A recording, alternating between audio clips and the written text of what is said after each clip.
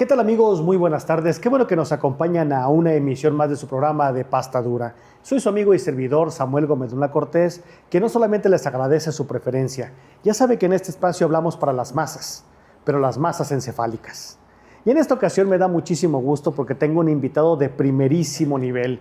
Y no solamente porque seamos grandes amigos, sino porque además, literalmente mi corazón ha estado en sus manos. Y me refiero al doctor Joaquín Moreno Villa, a quien le doy la más cordial bienvenida. Muchas gracias. Doctor, Muchas gracias por aceptar esta invitación. Estoy a tus órdenes, Samuel. El doctor Joaquín Moreno Villa, bueno, pues seguramente usted lo conoce, es un cardiólogo, es un hombre respetadísimo en la comunidad, no solamente por su labor como médico, sino además en el ámbito de la cultura, de la formación de generaciones, pero es un apasionado de dos grandes bellezas, si me lo permiten. La música, particularmente la ópera, pero además los viajes, doctor. Los viajes ilustran. Sí. Doctor, ¿en qué momento surge su interés o cómo descubrió su gusto por la ópera? Mira, mi papá era el gran aficionado a la ópera. ¿Ah, sí? Y entonces nos llevó a mi hermano que sigue de mí y a mí, a fuerzas, es la palabra más lógica, a la ópera. Teníamos que ver en ese día misterioso enmascarado o lo que sea. Nada de misterioso enmascarado, vamos al degollado a ver la ópera. Menos mal que la ópera que pusieron, yo tenía menos de 10 años. Ah, niño. Así. Menos mal que la ópera que fuimos a ver es extraordinaria, es sencilla en el sentido de que cualquiera lo puede comprender, es muy Rigoletto. Ah, sí, cómo no. Giuseppe Verdi. Pues es la ópera que todavía guardo como recuerdo y como ópera principal para mí, digamos, por ser la inicial. Entonces Rigoletto fue la que le abrió el mundo de la ópera finalmente. Esa es la palabra. Doctor, para un niño de 9 años, aunque en su familia la música, la cultura estuviera presente, ¿fue un impacto? Sí. Sí, porque yo nunca esperaba, digamos, en primer lugar, ver un escenario lleno de gente, con mucha actividad, una música que la podía comprender, ¿verdad? Vamos a decir, es una música relativamente sencilla de comprender para los que no tenemos... Los neófitos, finalmente. Experiencia en eso. Y tercero, ¿cómo se llama? Pues fue para mí, digamos, algo inesperado, es la palabra. Ahora, doctor, su hermano también los acompañó en esta experiencia. Así es. ¿Su hermano pensaba igual? Y pensaba igual y sigue pensando igual. O sea que también les gusta a sus hermanos la ópera. A los dos que tengo les gusta la ópera, pero más a mi hermano que sigue, que es el que estoy hablando, que fue mi compañero en esa ocasión, al suplicio de ir a la ópera. Doctor, ¿usted cree que la ópera, mejor dicho, los públicos de cuando usted recuerda esa experiencia de niño, han cambiado con los públicos actuales? Definitivamente. Yo creo que ahorita el público en general les gusta la acción, les gusta el movimiento, les gusta el ruido. Por ruidos estridentes, yo diría muchas veces, ¿verdad? Sí.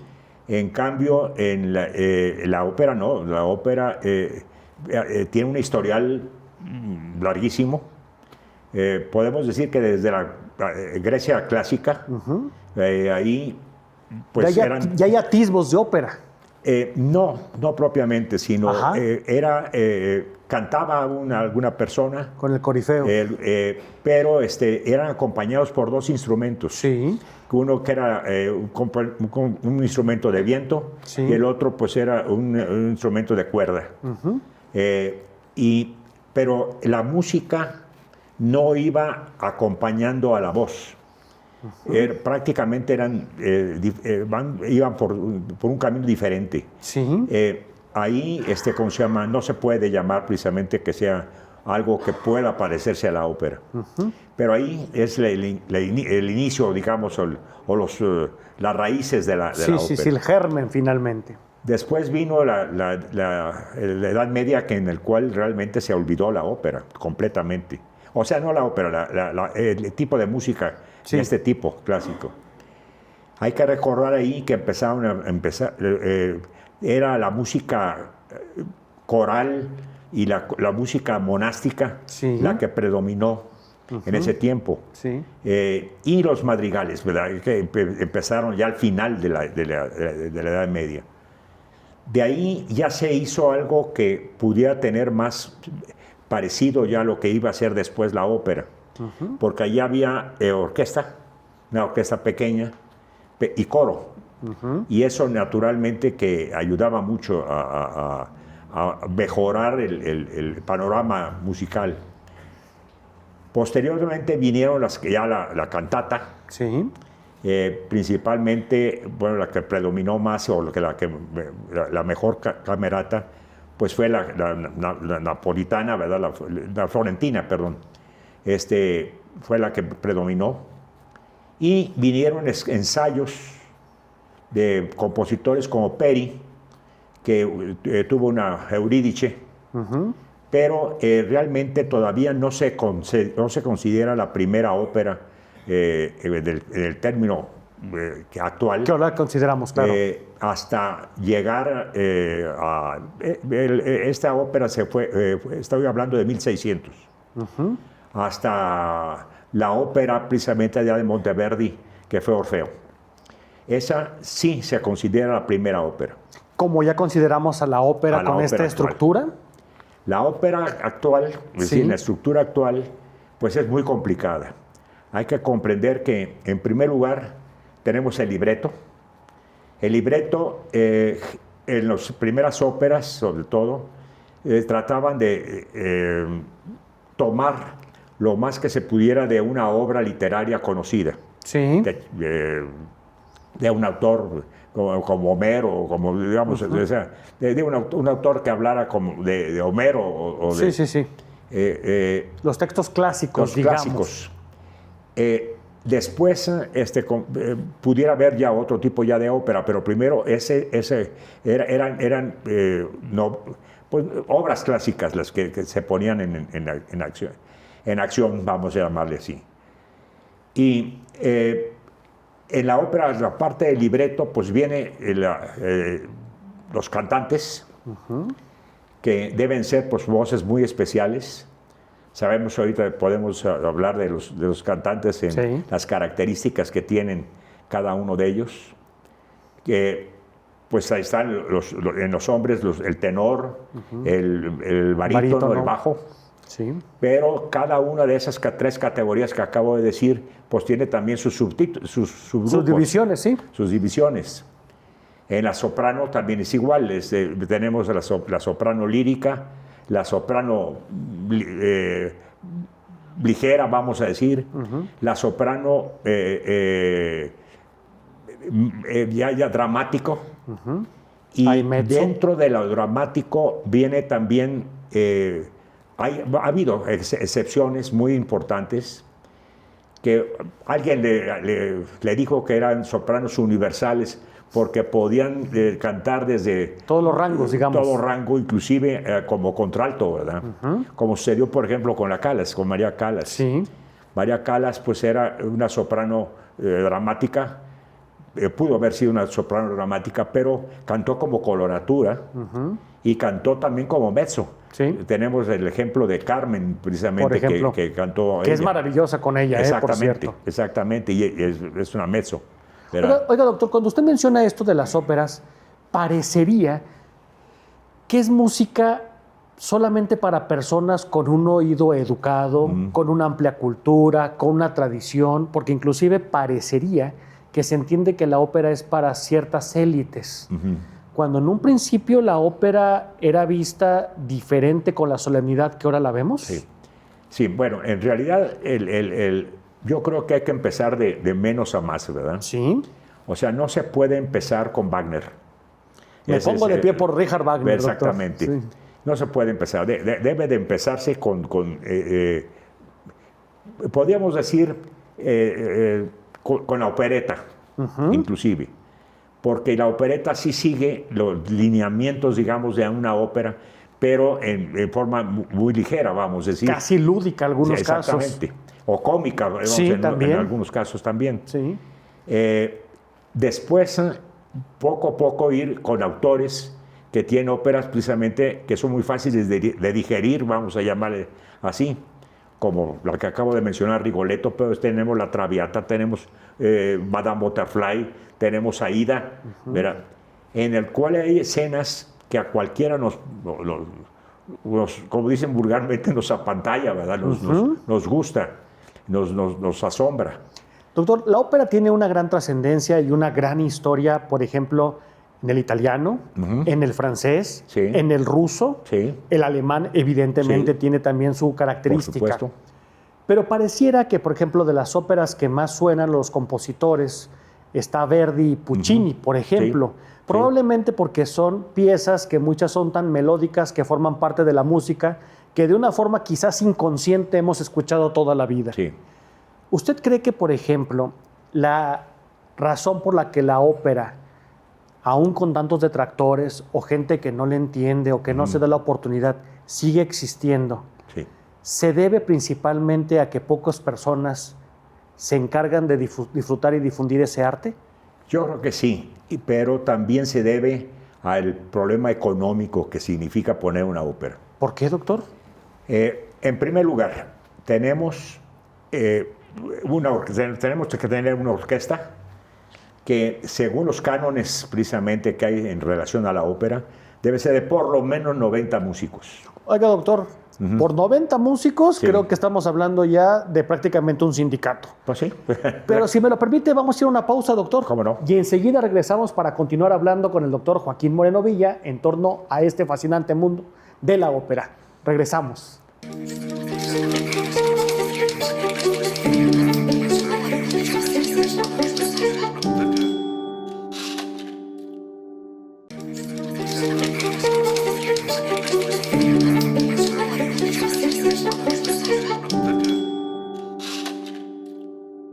Muchas gracias por seguir con nosotros. Estamos platicando con el doctor Joaquín Moreno Villa, que como puede ver, pues no solamente es un apasionado, sino es un conocedor del bello mundo de la ópera. Entonces, doctor, nos decía que un problema de la ópera es el costo de la producción. Una orquesta, digamos que por lo menos debe de tener 90 músicos. ¿Qué más implica, doctor? Tenemos los cantantes que deben ser de primera categoría para que realmente luzca una ópera. En los cantantes, el número de cantantes principales varía muchísimo. Ha habido óperas en las cuales prácticamente es uno o dos cantantes solamente, y otras que son 15, ¿verdad? Y eso es muy difícil de poner. Pero, ¿cómo se llama? El cantante, obviamente, que ha sido extraordinario, pues también cuesta extraordinario. Me imagino que cantidad de dólares el conseguirlo, ¿verdad? Eso es otro problema. Tercero, el coro. El coro debe estar formado por hombres, naturalmente, tenores, barítonos y pueden ser hasta niños en algunos casos. Sí. Por ejemplo, en la Bohemia tenemos un coro de niños, justamente. Luego vienen pues, los tramoyistas, los iluminadores, el vestuario, claro. Los directores, que el director debe ser un director muy especial, que sepa precisamente llevar el ritmo de la ópera, que sepa comunicarlo a los cantantes o que sepa inclusive adaptarse a lo que está sucediendo, porque no todos los cantantes hacen los cortes en el momento que se dice. Hay cantantes que pueden prolongar una nota mucho, y eso tiene el director que gobernarlo. Respetarlo. Claro. Podemos tener bueno, hay muchos ejemplos sobre ello. Amesamín, por ejemplo, la hija del regimiento. La hija del regimiento, exactamente. En el Metropolitan, nuestro tenor mexicano, precisamente Camarena, veracruzano, hizo un do de pecho. Cinco, son 8 do de pecho, son 8. ¿no? Sí. el dolor de pecho que dejó asombrado a la asistencia, pero no solamente eso, sino que lo repitieron varias veces. Bueno. Me parece que fueron 5 veces las que repitió ese final del área. Que además, doctor, es de los más difíciles que hay en la no solamente ópera. es complicadísimo, Sí. sino es un esfuerzo verdaderamente sobrehumano. Así es. Oiga, doctor, ¿México ha dado buenos cantantes de ópera? ¿Cómo no? Tenemos en primer lugar, yo diría, el ruiseñor mexicano, ¿verdad? Ángela Peralta. Ángela Peralta fue una persona que pues no vivió mucho tiempo, desgraciadamente, pero que conquistó el mundo, porque ella estuvo en todos los teatros más importantes de Europa, y aquí en América también estuvo, pues desde el Teatro Colón, que fue el primer teatro de ópera que hubo allá aquí en América, allá en Argentina. Aquí en mismo Guadalajara, pues ella fue la que inauguró el teatro de Gollado. Con Lucia de la Memor, ¿no? Con Lucia de la Memor, exactamente. Y aquí estuvo mucho, aquí fueron muchas las óperas que cantó aquí. Por cierto, podía un momento salir del tema más. Dele, doctor. Para decir una anécdota que es interesante precisamente de Ángela Peralta. En la segunda, me parece que fue la segunda ópera que presentó en el degollado, fue La Sonámbula. Y el tramoyista hizo un error muy grande, porque una de las escenas más importantes de La Sonámbula es cuando ella, la sonámbula, camina sobre una tabla, verá, que está en el vacío, y se rompió la tabla antes de menos mal que fue antes de que las sopranos subieran. Claro. Entonces ella tuvo que hacerlo caminando por el escenario, pero lo hizo en una forma tan extraordinaria que el público le aplaudió en una forma que la acompañó una gran parte del público hasta su hotel, saliendo del teatro. Esa es una anécdota precisamente que hay de la Peralta, precisamente en relación a La Sonámbula, aquí en el Teatro de Gollado. Oiga, doctor, y por ejemplo, ¿Guadalajara ha tenido tradición operística? Sí.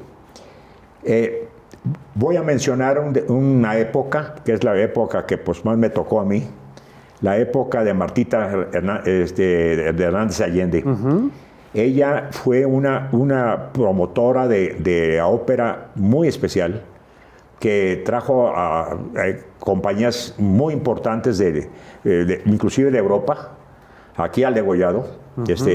Ópera italiana, por lo menos en 2 ocasiones me tocó verlo aquí en el degollado.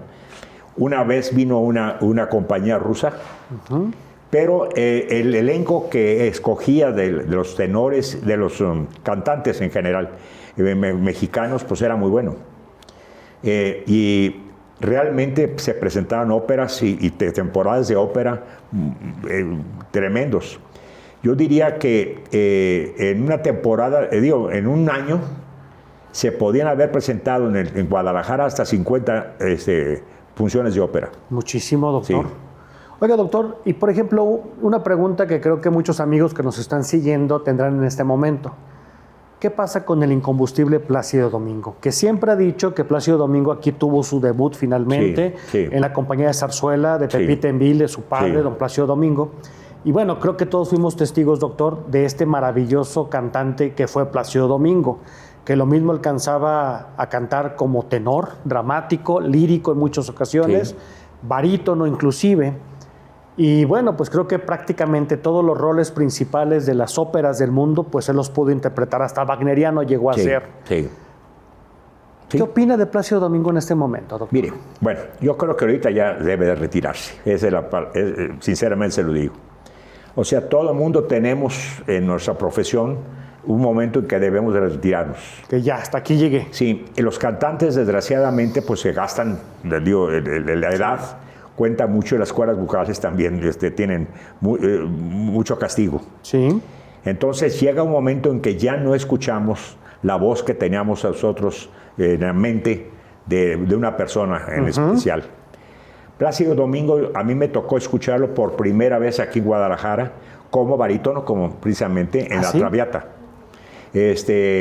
Posteriormente, Plácido Domingo ya fue un tenor un tenor que mejoró en Su todos los técnica, aspectos, ¿verdad? Sí. en su técnica, y muy agradable su tono de voz. Sí. Eso también hay que conceptuarlo. Y aparte, él generalmente cuando hace sus óperas, pues era bastante buen actor Sí, también, doctor. ese es lo que iba a decir inmediatamente yo.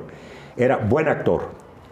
Hay todavía se puede ver, me parece yo, por lo menos hace relativamente poco lo vi, un Rigoletto con Plácido Domingo que fue filmado en Mantua. Lo interesante es que Plácido Domingo sale como Rigoletto. Ya. Y ahí me llamó la atención porque Plácido Domingo hace un buen papel como cantante, vamos a decir. La voz era un barítono, si ustedes atenorado, como dicen vulgarmente, pero estuvo bien. Pero su actuación no me gustó. Qué raro, doctor. Qué raro. Ese no me gustó. En cambio, un tenor joven, no recuerdo ahorita el nombre de la soprano, que hicieron del Duque de Mantua y de Gila, extraordinarios.